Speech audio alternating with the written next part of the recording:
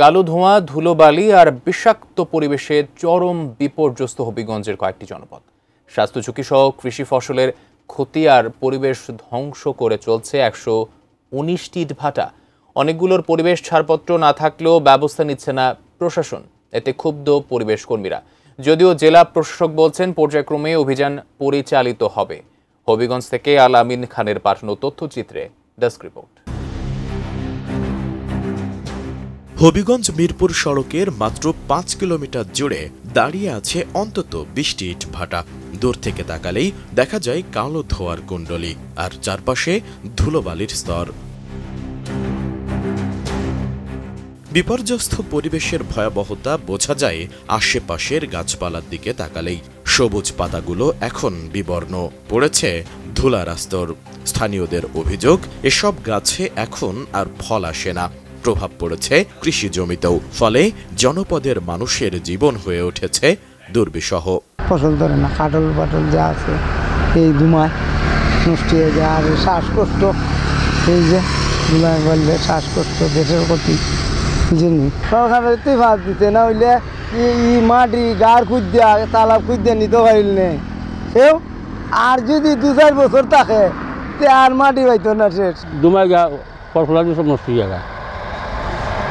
কৃষি শাক সবজি আছে এগুলো সব নষ্ট হয়ে যায়।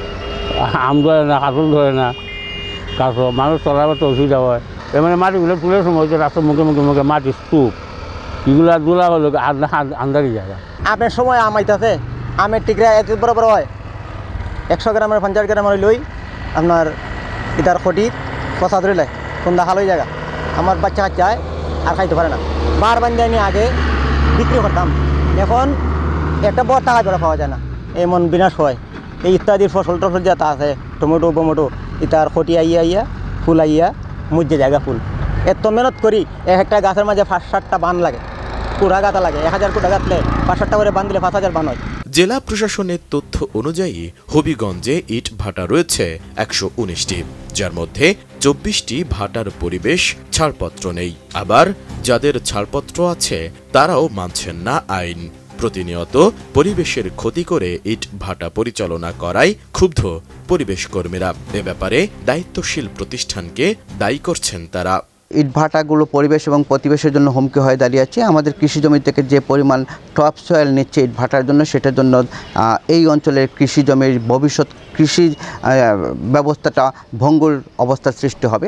তাই আমি মনে করি যে মন্ত্রণালয় এবং রাষ্ট্রীয়ভাবে যে নিয়ম নীতিগুলো রয়েছে, সেই নিয়ম নীতিগুলো পরিচালনা করে হবিগঞ্জের ইটভাটাগুলো পরিচালনা করার জন্য দায়িত্বশীল প্রতিষ্ঠানের যে দায়িত্ব রয়েছে, সেই দায়িত্বগুলো তারা পালন করবে। এ বিষয়ে জেলা প্রশাসক বলছেন, অবৈধ 4টি ইট ভাটা ইতোমধ্যে গুড়িয়ে দেওয়া হয়েছে। পরিবেশ নীতি না মেনে পরিচালিত ভাটাগুলোর বিষয়ে পর্যায়ক্রমে ব্যবস্থা নেওয়া হবে বলেও জানান তিনি। জমির যে টপ সেল আছে এগুলো তারা কেটে এগুলো ইটভাটায় বিক্রি করছে, সেগুলো আমরা বিভিন্ন অভিযানে যেয়ে এগুলো জরিমানা করছি, বিভিন্ন রকম মামলাও করা হয়েছে এই বিষয়ে। পরিবেশ অধিদপ্তর প্রতি বছরই কিন্তু রিনিউ করা হয়। ওরা এখন বলেছে যে পরিবেশ যে কর্মকর্তারা আছেন তারা এগুলো দেখছেন যে আসলে আগে দেওয়া হয়েছে কিনা বা এখন ডকুমেন্টগুলো ঠিক আছে কিনা। এখন কোনোটাই দেওয়া হচ্ছে না যদি পার্শ্ববর্তী কোনো জনবসতি থাকে।